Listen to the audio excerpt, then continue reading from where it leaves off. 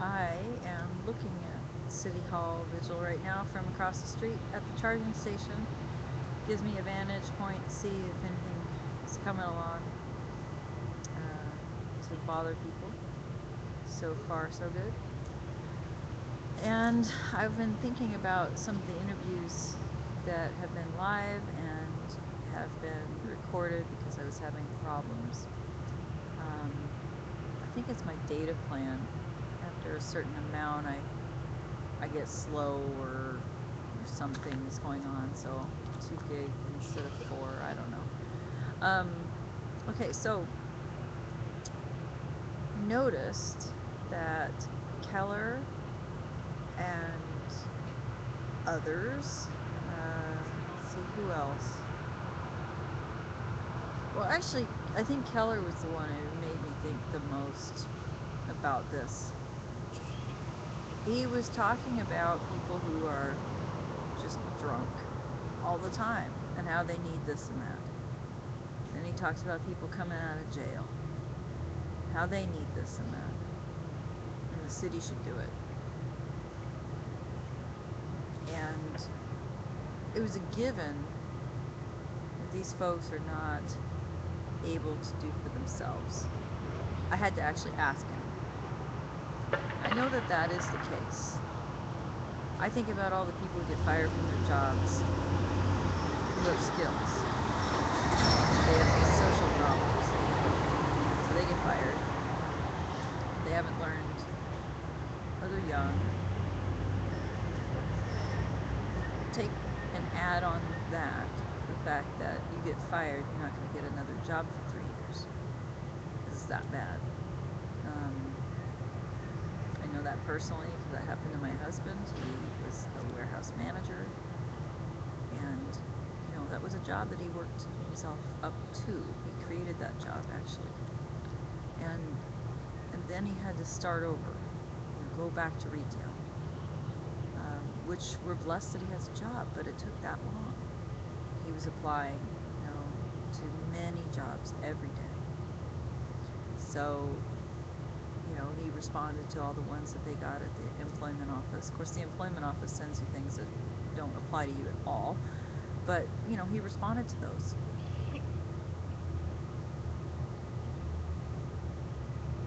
Went on interviews, went on a second interview, was told he wasn't qualified for a job that he was probably overqualified for, so that may be actually what they meant. You weren't correctly qualified. But imagine if you had something wrong with you in the sense of the employables. Does that person choose to be a burden on society? And I'm looking at the way that, let's say this charging station, it appears to be free. A cop came over. We think there was a trombone carrying guy who called him, because that's what Matthew noticed.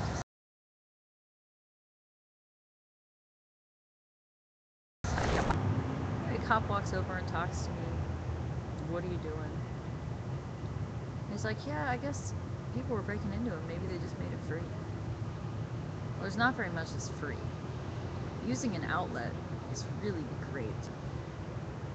Getting stranded without a cell phone down here, not so good.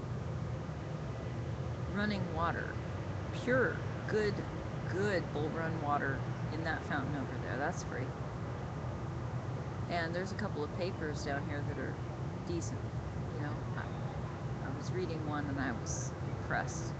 So there are some things that you can have for free, and I don't feel bad at all about the fact that somebody's footing the bill for me to have that power when PGE gets plenty of money throughout my lifetime from me, and I don't have a choice about what those rates are, unless I want to pay more for cleaner energy, which is, I'm glad that they do that, but seriously, you can't. Some of that is just freed some of those power rates. Not all, but some. So here I get a little bit of free charging my phone, and I can hardly believe it. So by providing this, let's say it's free to cars. What's the city saving? How much energy, clean energy, is worth in preventing oil energy, or straight up petroleum, as opposed to the electricity? We're saving something somewhere. So when he was talking about services that the taxpayer is paying for, are they paying or are they saving? Because what is happening with clean and safe, moving people all over the place, harassing them, or the police budget, full-time job of harassing homeless folks at night, that would be solved with a place like he was saying, Bologna Joe's. Just come in and sleep, sit, watch TV, be warm, eat. Another thing that seemed to be a theme, I thought, was freedom. They just want to be alive, exist, and that doesn't mean going in at 5:30 in a line and staying indoors all night in a human warehousing situation. You know, the stress brought on by being in jail, that was unnecessary. That you'll see in the interview with Jeffrey, which is recorded. I'm going to put that up. And the interview with Jeffrey is about the conditions in the Clackamas County Jail, about why a person would flee over a 90-day sentence when they could actually do time and get by and not be running away. He's specifically talking about his experience in that particular jail that was meant to be a holding while you go to prison, and instead got the Clackamas County Jail put on some floor. So major problem that a person would want to take their chances running away from prison, jail, over a 90-day sentence. He said after 2 weeks, you go crazy. Everybody's going to have mental health problems. So take a look at trying to live without freedom to play a little music,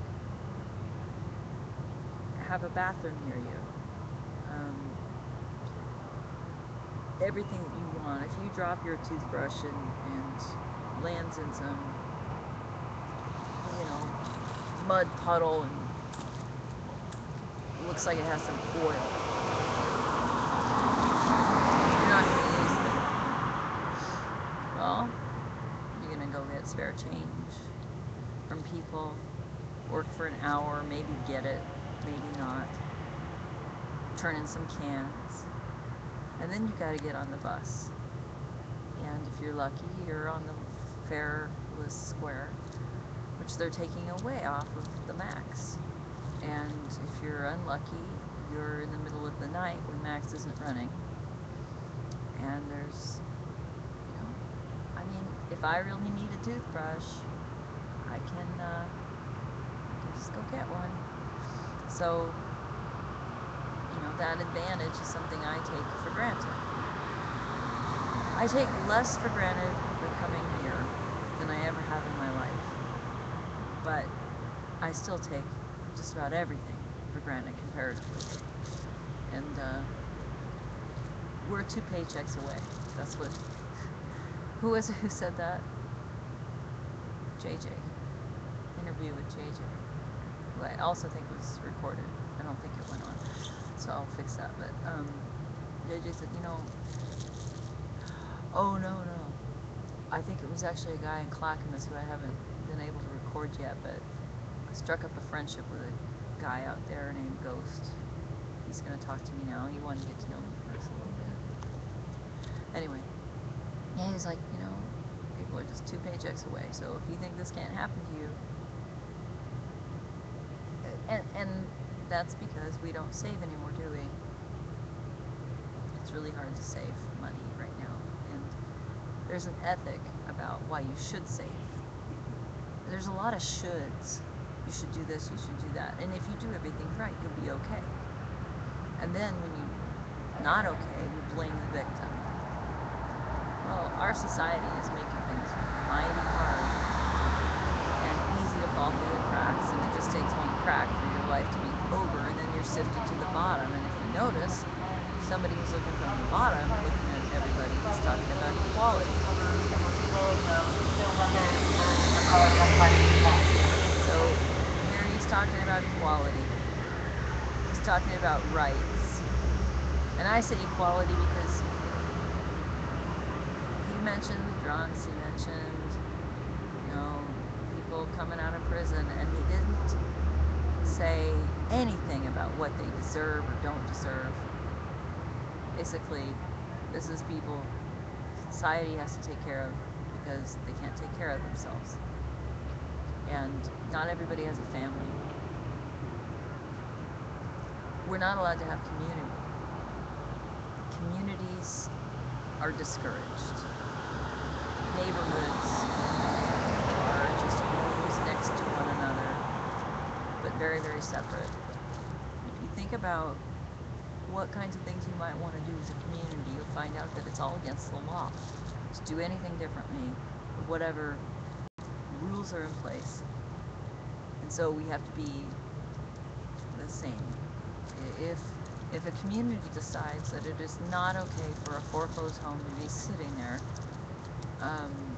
while somebody was evicted unfairly, and you know it's getting to be an eyesore, you know, just by having the grass growing out of control or whatever, you know, when their friend, their neighbor was you know, like I said, unfairly evicted. So this community takes back that house. They squat on it and they say, okay, prove it. Prove that you're the owner, bank. And as it turned out, the bank's already kind of traded it off into multiple pieces, and it was shady to begin with. They didn't go through the right process ever. So what's going on? The community's trying to take that house back and say, okay, it belongs to us. And we're going to let this woman live here, and it's her house, until we're told otherwise. That's pretty unheard of for a community to do something that is not within those rules.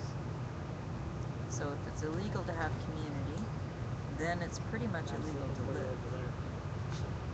Why over there? Over where?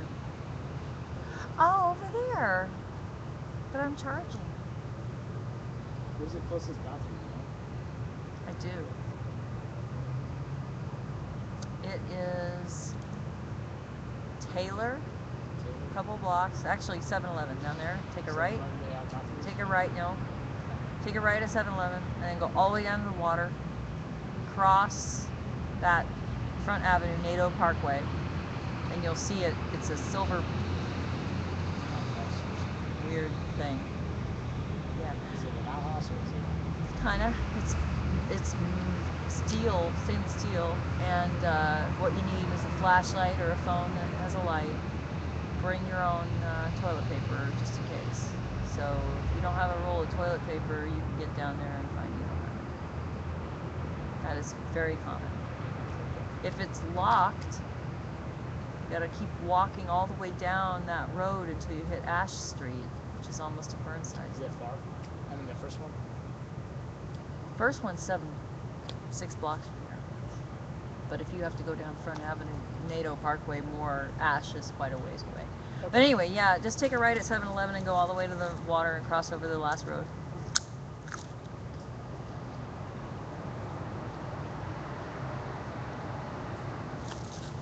Oh yeah, and I've seen I've seen needles. So I'm not kidding about a flashlight. I mean, it can be bad in there for lots of reasons, but I've seen needles in there on the ground, so just be careful.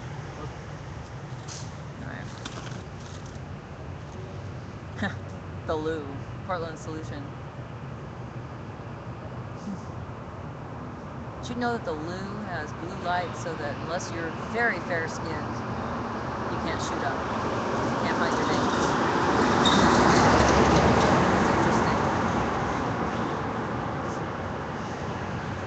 Anyway, reality.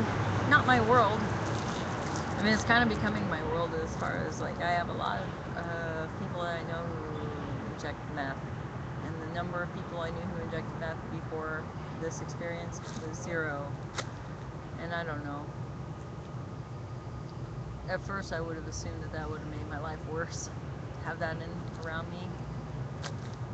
But it doesn't. Because of that equality thing.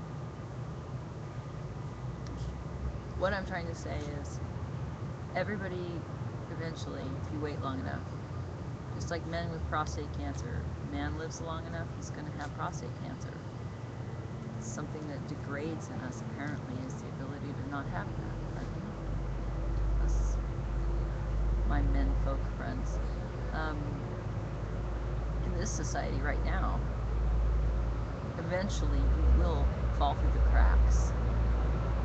You know, every day that you are in this, the judgers as opposed to the judges, because that's what we're always about, is blaming people who are not doing what they're supposed to, and assuming that if you do what you're supposed to, whatever you were taught is the right thing to do. We're looking at morals that came about 40 years ago, or 50 or 60 years ago in our lives, passed down to us from our parents, what was passed to theirs. So if you do what you're supposed to do, this won't happen to you. If it happens to you, it must be your fault. Or you're pathetic. You need to be pitied.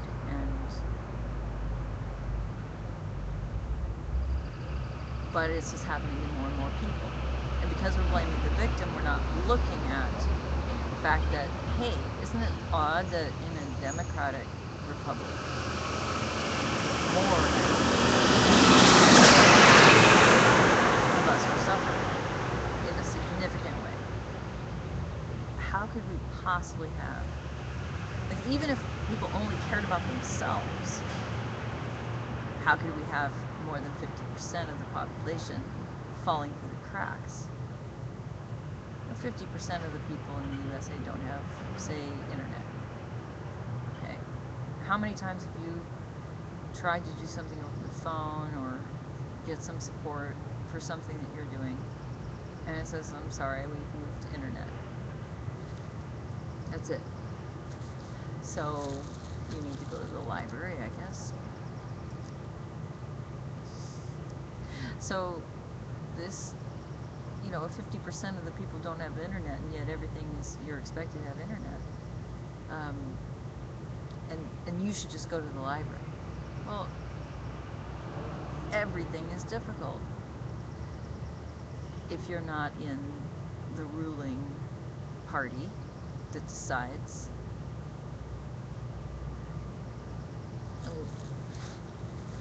Those people are not people, they're corporations. They're people, corporations are made of people, but those people are making decisions based on a bottom line, and that's all they can look at. You know, in most cases, if they have a responsibility to their shareholders or to their own pockets, whatever the case is, their decisions are not being made like human beings, they're being made as a computer about profit. So you can look at it as a corporate think, and chasing that money automatically. Don't even need to know, just get the money. Someone will tell someone to do something that's not ethical at all, and they just don't even know, or they don't want to know. So those are the people making the decisions, the people with the autopilot program of get money. And they're a slave to it as much as anyone else. I mean, if you're talking a working class person, if you're talking about a really rich person, there's other ways you can fall through. A really rich person can decide to blow the whistle or have an enemy of another business with power to corrupt, maybe give $10 extra to somebody to pull up a file they shouldn't have access to and ruin your life. There's all sorts of ways.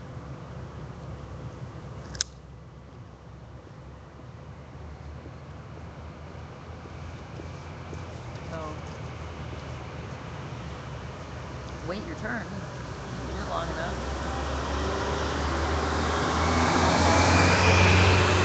It's all for our society. People who are already volunteering at the American way of life that we think of, things we take for granted, does not apply to them at all. Are not judging one another. I mean, there's some real judgmental people who are houseless, don't get me wrong, but you're going to see them discussed without making them an exception. No matter what they are, you'll hear people talking about people who have committed murder, done their time.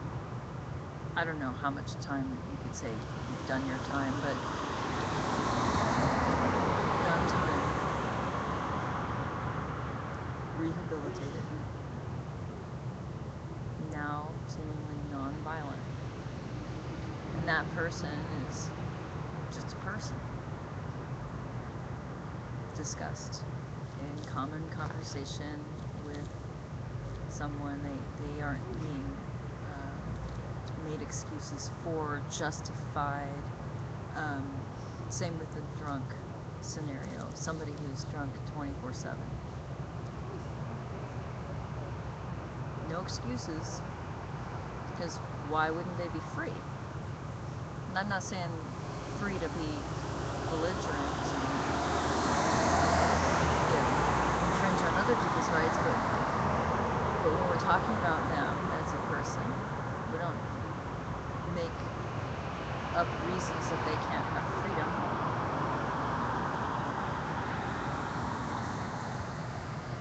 Anyway, I just noticed that.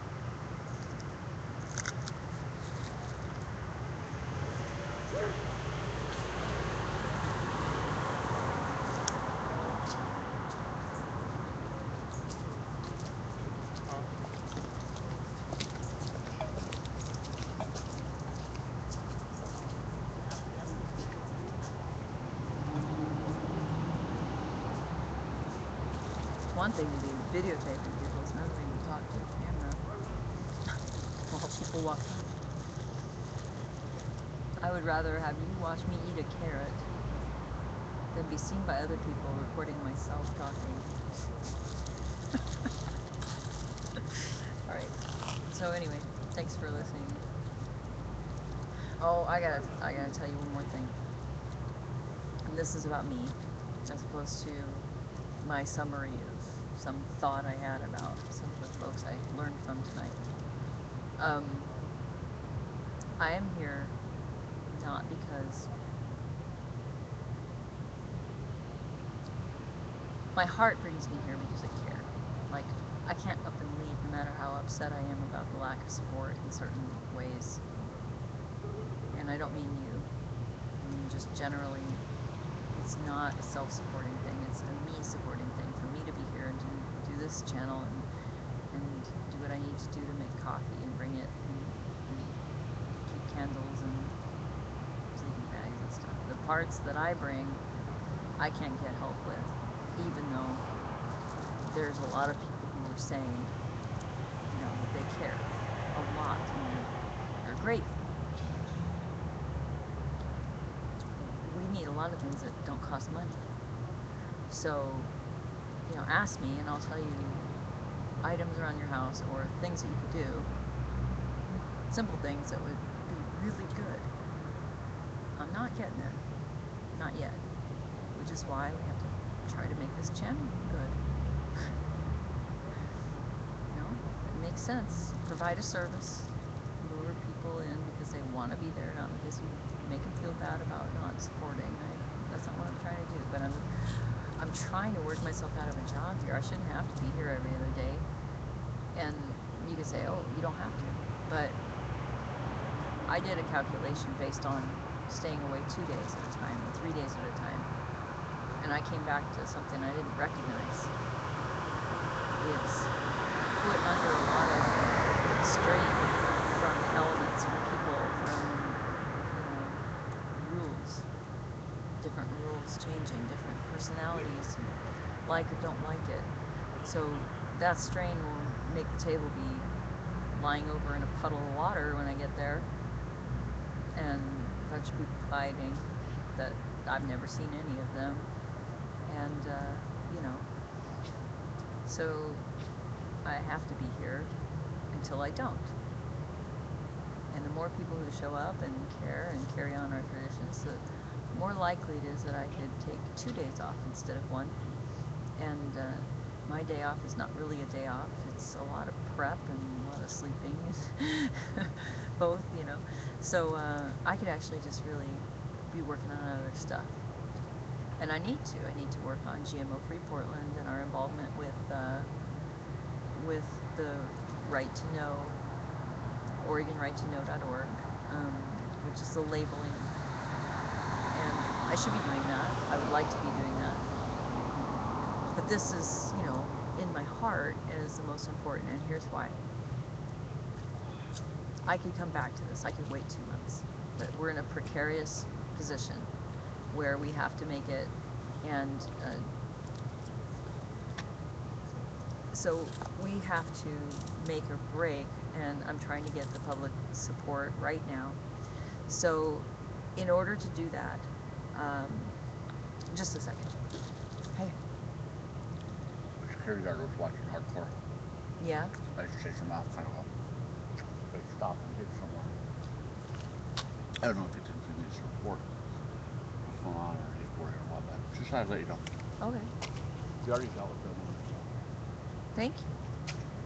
I'm just finishing up this rambling. So let me just finish up real quick with my thought. Or I've already taxed the viewer by eating carrots in front of them. All right, so getting this up and running to be supporting itself, because there's a community of people who have the same idea and continue to do this action and are safe and can take care of themselves and don't have the extra strain, especially volunteers who want to stay up all night.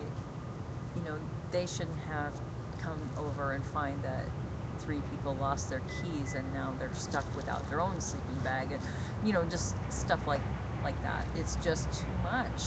And I was gone a few days, took a little vacation, so I missed 2 nights of the every other night, and I lost the people who were the core volunteers because it got really stressful. Because you have to have some consistency, and you can't have consistency if it's a different person every few hours. Things don't get information doesn't get passed on, and that includes whose stuff is this? Is this a donation, or does this belong to somebody? Do they think I'm their mother and I'm gonna just keep it for them? I really don't want to see it get all taken away by Clean and Safe as soon as I leave. It was just really difficult on everyone. So we're just in a fragile position right now. I have to be here because I believe that this will save Occupy. Now, everybody has a way of saving Occupy, and I believe that we should all pursue those. I have one idea, somebody else has another. I know people who say that this isn't even Occupy in their mind about what it's about, because they're coming from the Occupy Wall Street. But I see it as the same thing, and I've gone on about why. But, there's a reason that I believe that this is Occupy Portland, and it isn't just because I want to take care of the people who were at the camp, although that is true. They're my heroes, so they made it all possible. To save Occupy, in my opinion, first of all, we need to know how to have a public space, which means this little area, this occupation that we have, is like a little practice ground. and skills that we're learning. And it's not the same people every night, so it's quite a few people who are learning those skills together. And, discoveries that apply only to this. Things that, you're not going to need, we need, um, or maybe you're one of us. But, other people are not. So we're making inventions here. It's good PR. We get good media coverage. I'll have to put together some kind of links about all the different kinds of, newspaper and television coverage we've had, but it is pretty amazing. Occupy gets a lot of bad press or a lot of being ignored, and we have not. And that's kind of amazing considering some of the nights that have been, they've been pretty bad sometimes. And yet, we get good press out here. And that helps us. We need the public behind us, because I don't like to talk about why I'm not doing, standing up for the Constitution, standing up for justice for everyone in society. When somebody comes to me and says, "You're doing it wrong," I'm like, no, I'm sorry. This is a democratic process. What Occupy does is as the people want, and to have input, you have to participate. And if you don't participate, you have no input here. So you can't tell me what I'm doing wrong. The only thing you can do is say, okay, I like the cause. The cause is justice. I like the cause. The cause is running out of politics, or government quit being corrupt and quit being un-American government. So that cause. Why aren't you here? Didn't you know about the NDA? Are you not worried about the NDAA? Do you want to see habeas corpus completely gone? Do you want to have it actually illegal to say the word patriot? I mean, seriously, we're getting to the point where we're looking at, Nazi Germany, 1932. So, and that, thank you, Monk, for opening my eyes to that, because I read what 1932 Germany was, and the rules were set up for Stalin to take over. He just, the rules were set up first, and then he just filled the role. Not Stalin, Hitler. Sorry, we were talking about Stalin earlier.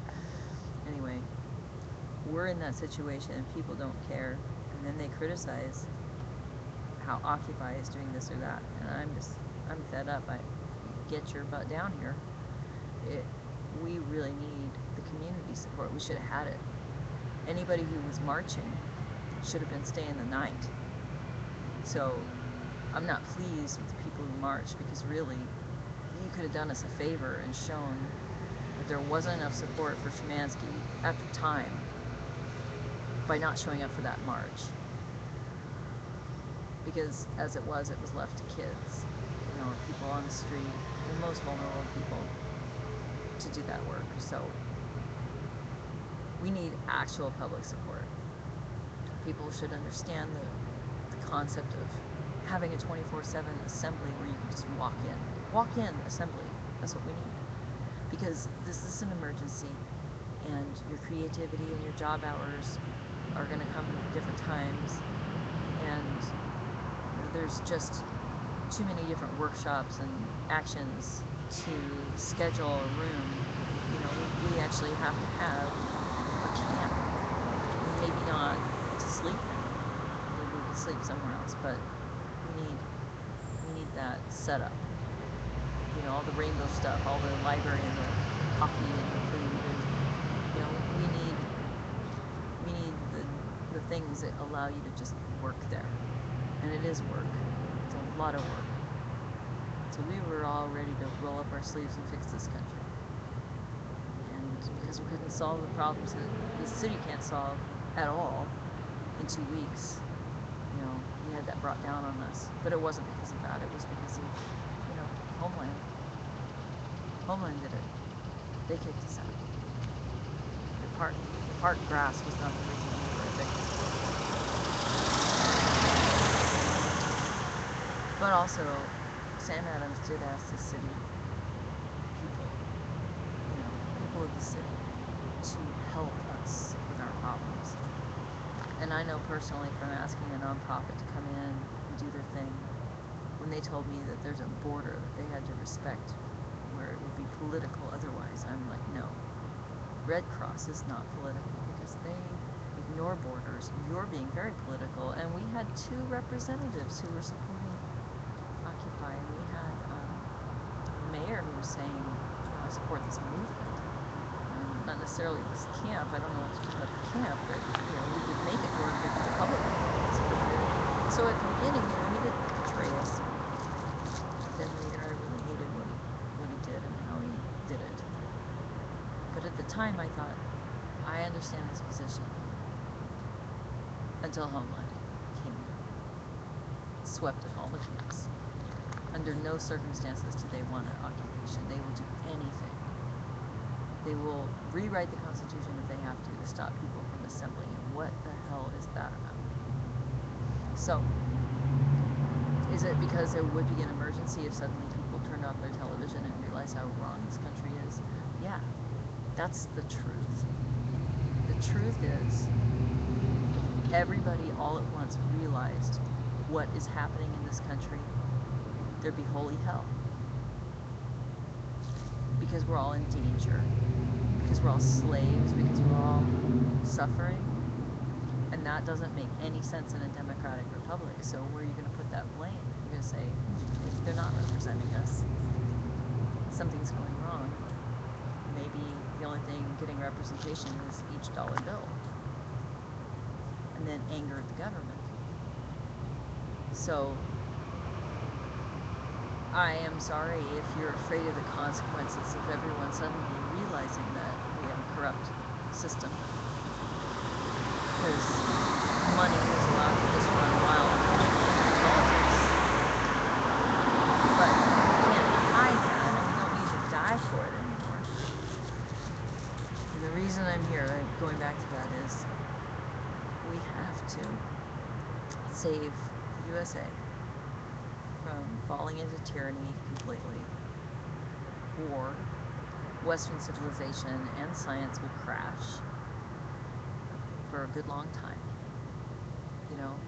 We have a stock market crash, and look at the effects on America. Well, now we're a global society, so if we have a complete social crash, including finances, this world is going to rock. It is going to rock hard. And from there, that Western society, that's where a lot of science is driven, and a lot of social justice and all sorts of really important matters are taking place that change the entire world. Well, my thing is GMO, and I can tell people all day long why genetic engineered plants and animals and bacteria and whatever that out in the wild, why evolutionarily this is going to kill us all. And I think of that book, A is for Aardvark. Oh, sorry kids, rip out the page. I screwed up because my generation, we killed all the aardvarks and we killed all the swans and we killed all the this and the that and the this and the that.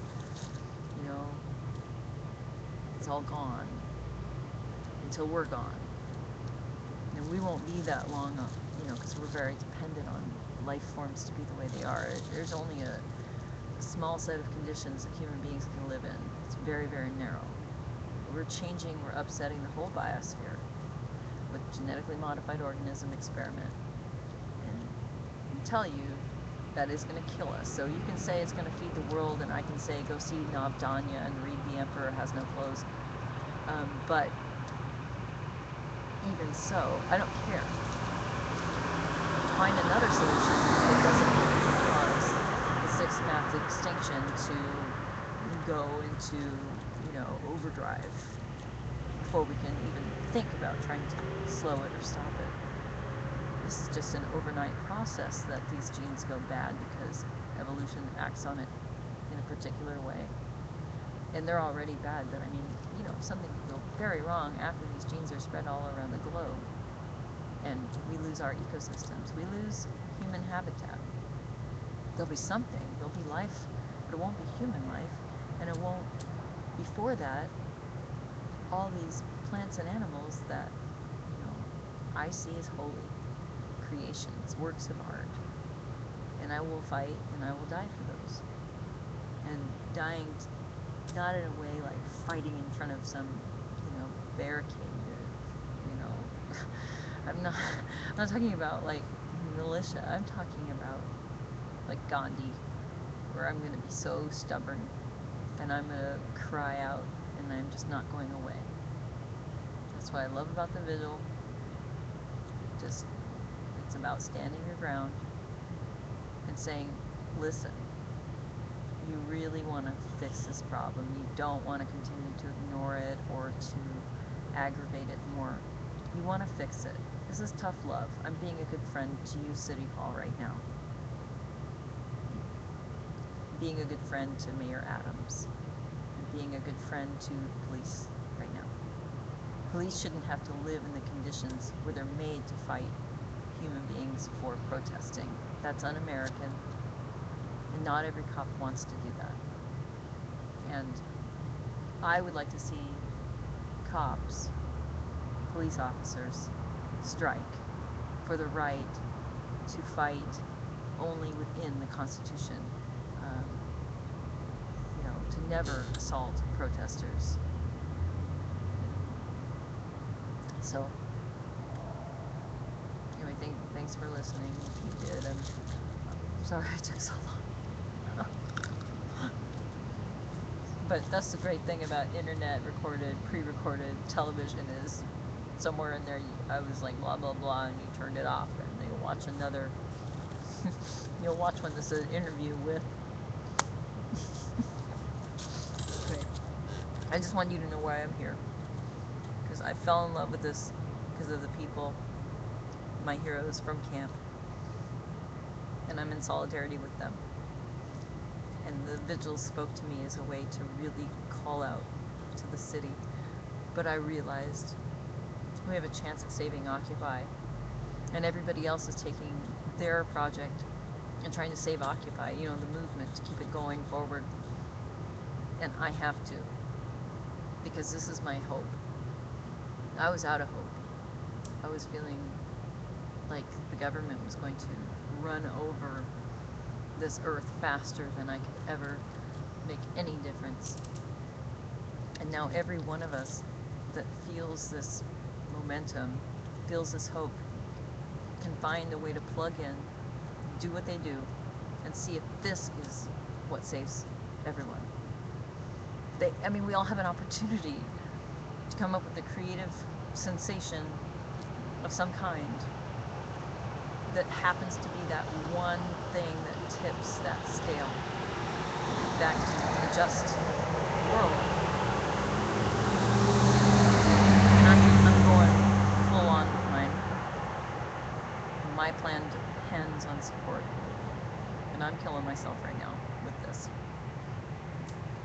And instead of retreating and falling back, I'm actually pushing it in a little bit more, a little bit harder, as much as I can. Money and time, needing support very badly. So please, if you care about this vigil, come to me and ask what you can do. Click the link and give some money. Go look at the vigil itself and see what supplies we need.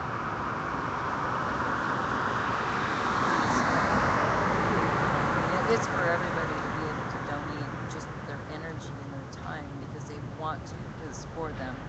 That will never go away. Everything is free. You understand that you don't have to donate to feel that this is yours.